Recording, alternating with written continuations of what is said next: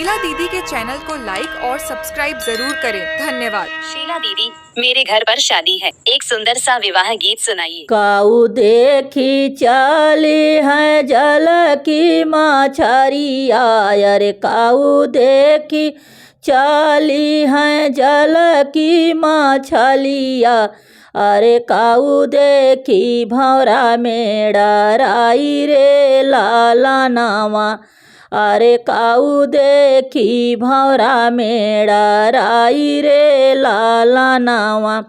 काऊ देखी चली है जल की मछलिया, अरे काऊ देखी चली है जल की मछरिया, अरे काऊ देखी भौरा मेड़ राई रे लाला नावा, अरे काऊ देखी भौरा मेड़ राई रे लाला नावा।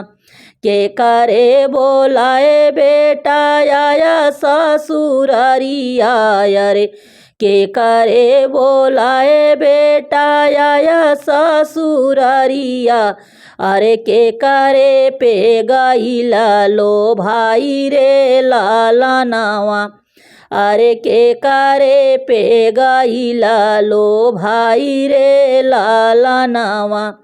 जल देखी चली है जल की मछलिया, जल देखी चली है जल की मछलिया, अरे फूल देखी भौरा में डराई रे लाला नावा, अरे फूल देखी भौरा में डराई रे लाला नावा।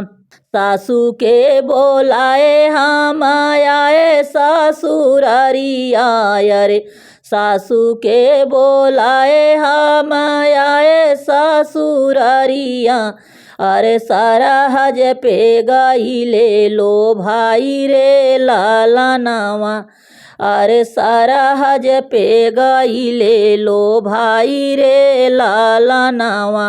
आवऊ ननदोइया पलंग चढ़ी बैठऊ, अरे आवऊ ननदोइया पलंग चढ़ी बैठऊ, अरे कूचौ माघैया ढोली पान रे लाला नावा, अरे कूचौ माघैया ढोली पान रे लाला नावा।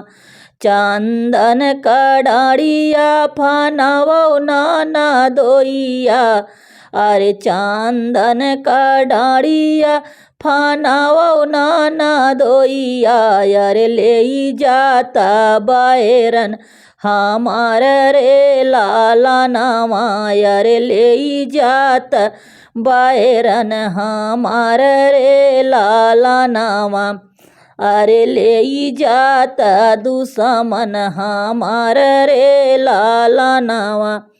एतानी बचन जब सुने हैं स्वामी, अरे एतानी बचन जब सुने हैं स्वामी, अरे नैना ललिता होई जाई रे लाला नावा, अरे नैना ललिता होई जाई रे लाला नावा। बैरन बैरन जिनी करहे हो मोरी सरज, बैरन बैरन जिनी कर हे हो मोरी सरहज, ये तो हाइन प्राण हमार रे लाला नावा, अरे ये तो हाइन जान हमार रे लाला नावा। काऊ देखी चली है जल की मछरिया, अरे काऊ देखी चली है जल की मछलिया, अरे काऊ देखी भौरा में डराई रे लाला नावा, अरे काऊ देखी भौरा में डराई रे लाला नावा।